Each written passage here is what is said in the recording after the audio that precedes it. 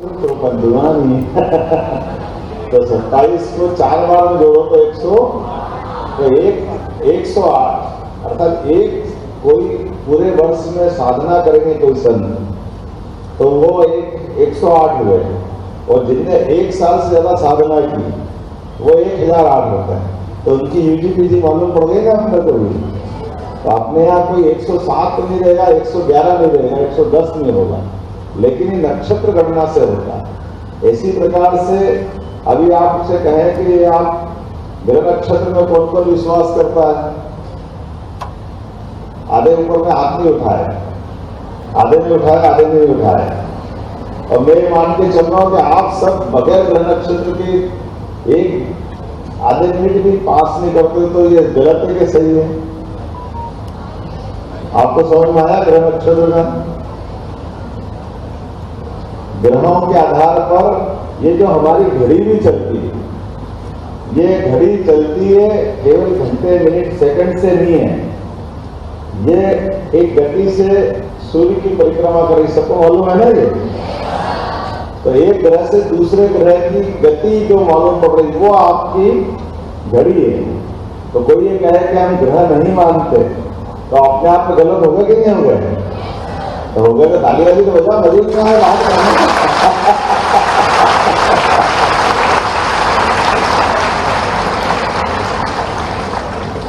और एक बात विशेष कि आपकी आयु गणना, आपको मालूम है ना, ये हमारी पृथ्वी की परिक्रमा से हमारा साल की गणना होती है, ठीक है? लेकिन ये साल की गणना भी सबके अलग अलग साल होते, मालूम है? जैसे अभी आप किसी मित्र को अपनी शुभकामना दो उसके जन्म दिवस के अवसर पर, तो जन्म दिवस साल में एक बार आता, ये सही बोला? गलत तो नहीं बोला? और अगर मैं आपको अभी सिद्ध कर दूं कि आपका अभी सबका जन्म समय अभी हाल यही है, तो मेरी बात गलत है कि सही है? गलत? और अगर मैं कहूं सही है तो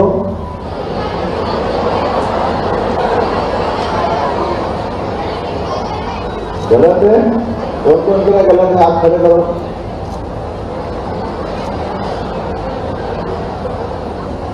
अधिकांश हमारे आगे दुविधा में उठाए कि नहीं उठाए, धब जाएंगे चक्कर में, डाउट में आ गए, है ना? मेरा ऐसा मानना है, आप मेडिकल साइंस के अधिकतर विद्यार्थी हैं भविष्य में। जैसे भी मैंने भी बीएससी किया है, मेरे मेडिकल कॉलेज में 82 में एडमिशन हो गया था, बाद में छोड़ दिया, मैंने बीएससी करी। तो मैं आपको इसलिए बता रहा हूँ कि जन्म समय आपका सबका अभी हाल है। उसका कारण क्या है? ये समय, महीना, साल किसने देखा? एक सांस अंदर से बाहर नहीं आई तो भारत माता के लिए हो जाएगी कि नहीं हो जाएगी अभी आगे? तो अपनी प्रत्येक सांस की गिनती है, तो प्रत्येक सांस की गिनती तो जन्म कितनी बार हो रहा है? तो हुआ कि नहीं हुआ? तो अब आपका मैंने गलत बोला कि सही बोला, बताओ जरा।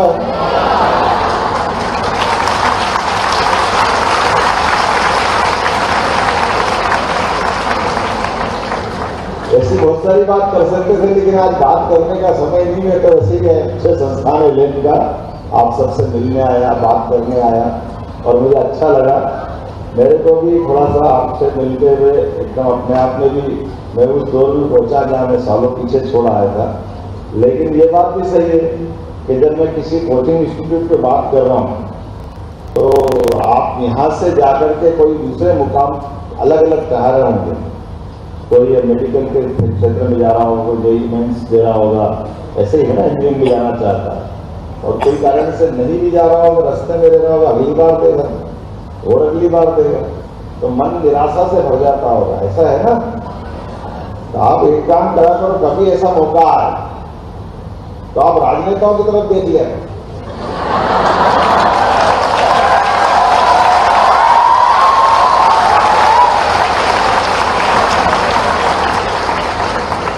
कितना मजा आया। देखो मैंने अपनी हंसी उड़ गई। तो एक बार फिर आनंद से ताली बजाओ, मैं असली बात बताता हूं।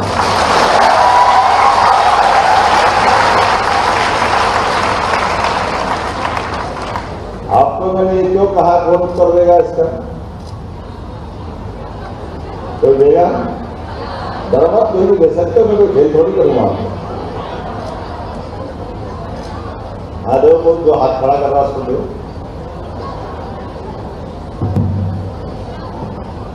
माननीय सीएम साहब को मेरा बहुत बहुत प्रणाम और जय श्री महाकाल। जय श्री महाकाल। जैसे कि आपने बोला कि बार बार यदि हम हार रहे हैं या किसी कारणवश पीछे रह रहे हैं तो राजनेताओं को सीखना चाहिए। उसका मैं उत्तर देना चाहता हूँ कि राजनेताओं को यही होता है, कई चुनावों को हार जाते हैं, लेकिन ऐसा तो है नहीं कि वो अगला चुनाव नहीं लड़ते हैं, वो बार बार प्रयास करते हैं। विद्यार्थी को अपने जीवन में ये सीखना चाहिए कि एक नाकामी मिलने से आपके जीवन डिसाइड नहीं करेगा वो एक नाकामी। आपको उस पद के लिए बार बार मेहनत और अच्छे से करनी चाहिए। जैसे एक राजनेता अपना वोट बैंक बढ़ाने के लिए कई सारी नई योजनाएं लाता है, बहुत कुछ करता है, उसे हर भाषण देने लग गए यार। मेरे बारे में शुभकामना देता हूँ भाई। बहुत अच्छा, जोरदार ताली बजाओ हमारे भाई के लिए।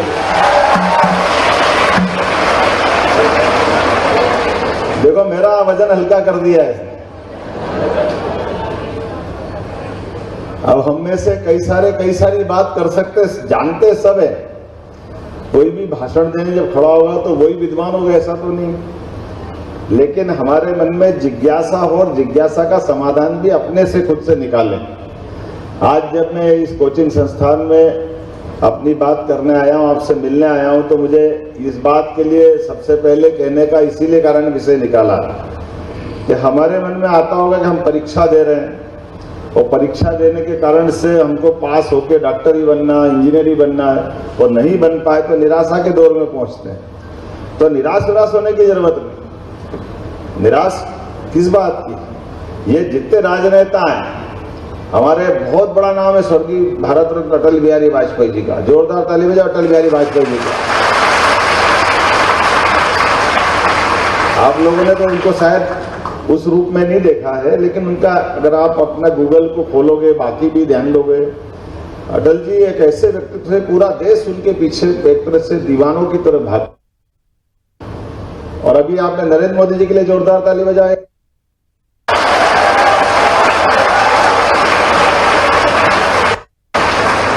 अब नरेंद्र मोदी जी के लिए राजनेता के रूप में उनका जो अपन अभी वर्तमान का दौर देख रहे हैं, उस दौर के केवल विश्लेषण करना, उनकी जानकारी निकालना। 51 साल तक कोई चुनाव लड़े ही नहीं, कभी कोई चुनाव नहीं लड़े, लेकिन 50-51 साल तक राजनीति में संगठन का काम करते रहिए, प्रचारक के रूप में रहिए, बाकी काम करते रहिए। लेकिन जब राजनीति में आए तो राजनीति में भी कई चुनौतियों के बीच हिम्मत के साथ जब उन्होंने सरकार बनाई, तो अब सरकार बनाने के दरमियान हम सब याद रखें कि उनको सीधे मुख्यमंत्री बनाया, कोई मंत्री नहीं बने पहले। लेकिन आप ये भी आश्चर्य देखोगे, सरकार भी जो चलाई उनने के गुजरात आज अपने राज्य में, पूरे देश के अंदर सभी राज्यों में सबसे आर्थिक रूप से संपन्न अगर कोई राज्य है तो गुजरात है। हमें इस बात का गर्व है।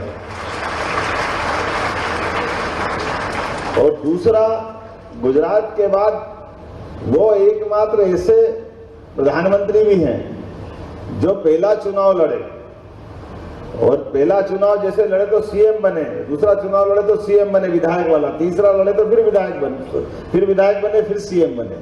और अभी 3 बार जब भी एमपी लड़े, तो जब भी लड़े सीधे प्रधानमंत्री बने, फिर प्रधानमंत्री बने, फिर प्रधानमंत्री। और जैसे उसने कहा कि राजनेताओं से ये सीखना चाहिए कि हार भी जाए तो क्या, हारने के बाद फिर अगला चुनाव जीते। वो डरता है क्या पुराने हार गया, अब नहीं लड़ूंगा, कोई ऐसा कहता मिला आपको क्या? अरे सारी जिंदगी लड़ाओ तो भी लड़ता रहेगा, लेकिन डरेगा नहीं, वो लड़ता ही रहेगा, भले हारता रहे। ऐसे कई लोग मिल जाएंगे।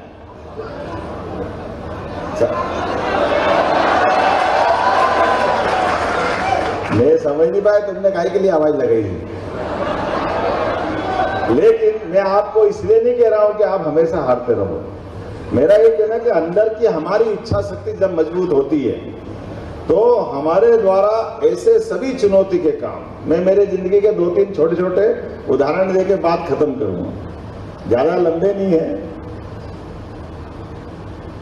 मैं फर्स्ट ईयर में साइंस कॉलेज में जॉइंट सेक्रेटरी का चुनाव लड़ा, हायर सेकेंडरी के बाद। उस समय पीएमटी होती थी। मैं जॉइंट सेक्रेटरी बन गया 16 साल की उम्र में साइंस कॉलेज में। पहले 10-20 साल तक परिषद जीती नहीं थी, हमारे आने के बाद जीत गई।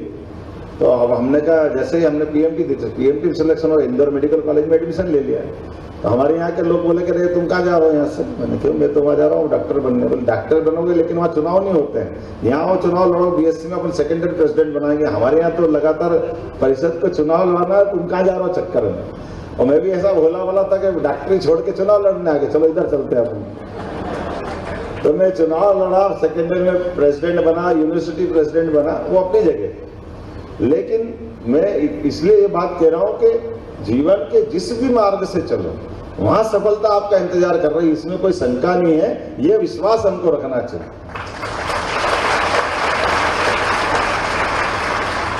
राजनीति में जो मैंने बताया, अब्राहम लिंकन का नाम सुना होगा, अमेरिका के राष्ट्रपति।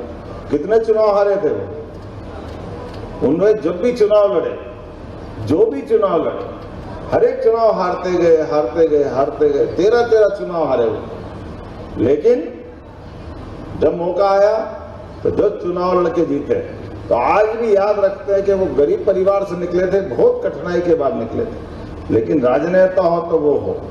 ऐसे ही हमारे बीच में बहुत मौके आते हैं। तो आप सबसे निवेदन करना चाहता हूँ, अपने लिए 2-3 चीजें छोटी छोटी और करना। जैसे हम आज अपने बीच में से, मैं अपने इस अनुभव से, छोटे से अनुभव से बता सकता हूँ कि अपने बीच में शरीर की व्यवस्थाओं का पर्याप्त ध्यान दो। नींद पर्याप्त लो, व्यायाम पर्याप्त करो, अध्ययन के लिए भी टाइम टेबल बना के रखो, अपने आप पे कॉन्फिडेंस रखो, एकाग्रता रखो। योगासन प्राणायाम कर सकते हो तो जरूर करो। ये किसी प्रकार से बाधा नहीं है, समय का जायापन भी नहीं, इससे और आपकी प्रतिभा निखरती।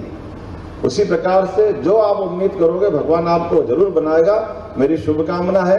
अब अपनी एलियन वालों के लिए जरूर कहता हूँ कि आप एलियन से, मैं मध्य प्रदेश सरकार से आता हूँ तो आपसे भी निवेदन करता हूँ, एक आध इंस्टीट्यूट उज्जैन में भी खोलो। सरकार की तरफ से आपको हम विशेष अनुदान पे जमीन उपलब्ध कराएंगे। ये हमारी आपकी सबकी भावना है। बड़ा महाकाल की नगरी आपको बुला रही है। मैं मंत्री जी यहाँ से हटा नहीं रहा हूँ, यहाँ तो रहना ही चाहिए, वहाँ अलग से खोलना। मंत्री जी मेरी तरफ देख रहे, मैं आपसे डर नहीं रहा हूँ भैया, मेरे को यहाँ से हटा नहीं रहा हूँ। जरा ताली वाली बजाओ ना, मेरी बात का समर्थन तो करो। बदलते दौर में हमारी सरकार ने बहुत सारे निर्णय किए हैं यशस्वी। आपके हमारे यहाँ के मुख्यमंत्री भजन लाल जी मेरे अभिन्न मित्र हैं, उनसे भी मैंने बात की। हमने एक नया सरकार बनने के बाद एक मार्ग भी तय किया कि अतीत के काल में शिक्षा का क्या महत्व है, भगवान कृष्ण ने हमको बताया था।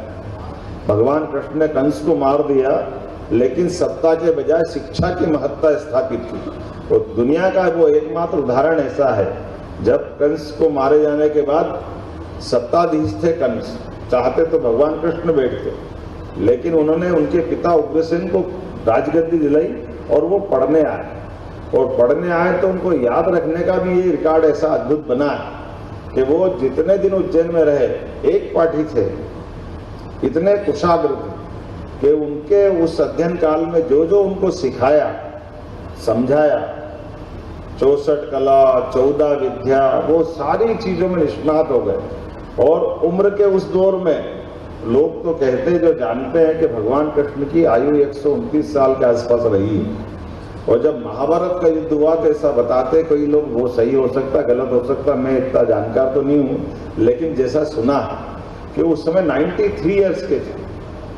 तो 93 ईयर्स में जब पढ़ने आए तो 11 साल के थे। लेकिन उस समय भी जो जो उनने शिक्षा ग्रहण की थी, कौरव पांडवों के महासमर के अंदर उन्होंने जो अपने मुखारविंद से गीता कही है, वो सभी ग्रंथों का सार था। वो उनके मुंह से निकले हुए एक एक श्लोक आज हमको, आज भी काम करने की, कर्म करने की प्रेरणा देते हैं। और उसी आधार पर हम उन भगवान कृष्ण के बाकी चीजों को भी समझ सकते हैं। तो हमारे लिए समझने की बात ही है। तो हमने दोनों सरकारों ने मिलकर तय किया है उस समय का एक अनुभव आप भी याद रखना, भगवान कृष्ण ने 11 साल में सुदामा और कृष्ण की दोस्ती हुई थी, लेकिन वो द्वारकाधीश हो गए तब भी कृष्ण की दोस्ती सुदामा से दुनिया के सामने उदाहरण बनती है। गरीब और अमीर की दोस्ती का सबसे बड़ा उदाहरण अगर कोई है तो कृष्ण सुदामा की दोस्ती का उदाहरण है। ये हमारे सबसे सामने है। स्कूल जीवन की दोस्ती, कॉलेज जीवन की दोस्ती जीवन भर याद रहती है। इसलिए बड़े छोटे कोई किसी के पास पद कितना ही बड़ा आ जाए, वो अंदर का प्रेम बरकरार रखो, ये भगवान कृष्ण ने हमको सिखाया है।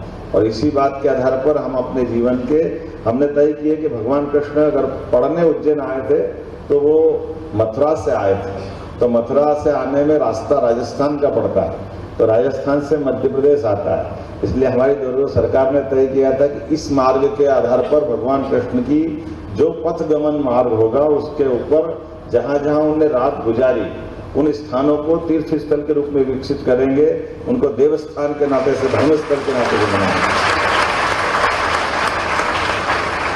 बातें तो ऐसी बहुत सारी कर सकता था, लेकिन आज मैं अपनी ओर से पुनः एक बार आप सबके उज्जवल भविष्य की शुभकामना देते हुए अपनी बात समाप्त करता हूँ। बहुत बहुत धन्यवाद।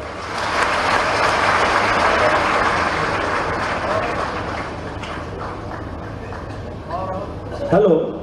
और अब हम लोग हमारे आज के कार्यक्रम की स्मृति के रूप में हमारे मुख्य अतिथि को, मुख्यमंत्री जी को एक छोटा सा तोहफा देना चाहते हैं।